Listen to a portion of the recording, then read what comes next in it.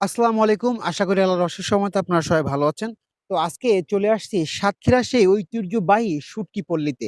আর এই জায়গাটার নাম কিন্তু সাতক্ষীরা বিনেপোতা যে শুটকি বাজারটা আছে সেই বাজারের পাশেই কিন্তু এই শুটকি পল্লীটা।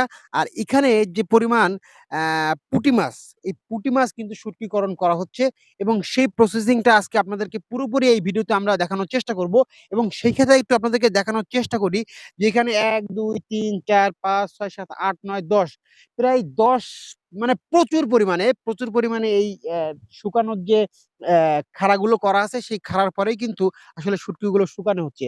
আর ওই সাইডে দেখতে পাচ্ছেন যে ভাইরা কিন্তু সেই শুটকি মাছগুলো বাছাই করে আপনার কি বলে ঝাড়তেছে। তাছাড়াও আমরা যদি আরেকটা জিনিস আপনাদেরকে দেখাই এই সাইডে একটু যে কিভাবে শুটকি মাছগুলো আসলে প্রক্রিয়াজাত করা হয়। মানে কাঁচা কাঁচা পুঁটি মাছ ধোয়ার পরে কিভাবে শুটকি প্রয়োগ করা হয় লবণ দিয়ে সেই প্রসেসিংটা কিন্তু এবারে চলতেছে। আমি আপনাদেরকে একটু দেখানোর চেষ্টা করব। আসেন।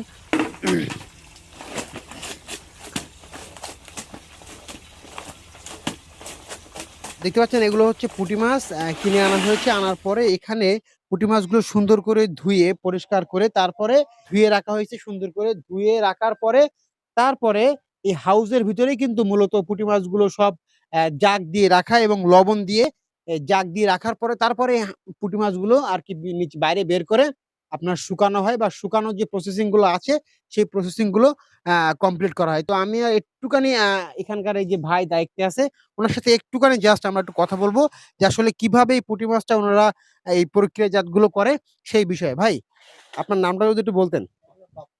বাপ্পি। হুম। আনার পরে এখন আমি এই জায়গার দায়িত্বে আছি আচ্ছা, লবণের।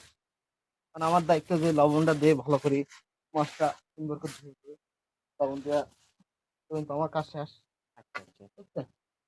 এটা কয়দিন রাখতে হয় এখানে এই এভাবে? এখন দিচ্ছি আর কালকে সকালে উঠে যাবে। কালকে সকালে উঠে যাবে। হ্যাঁ, উঠে এবার শুটকি প্রক্রিয়া হবে, তাই হ্যাঁ, তো? এই কালকে সকালে উঠে চালানো হচ্ছে। আচ্ছা।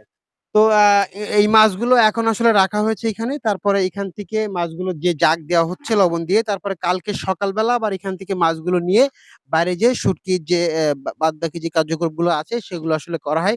তাছাড়া এগুলো শুটকি এই সাইডে কিন্তু দেখতে পাচ্ছেন যে শুকিয়ে রাখা হয়েছে এবং শুকিয়ে সেগুলো এখান থেকে বাজারজাত করা হবে। এই সাইডে আমরা যে বড় যে সিলভার মাছগুলো আছে সেগুলো কিন্তু দেখতে পাচ্ছি।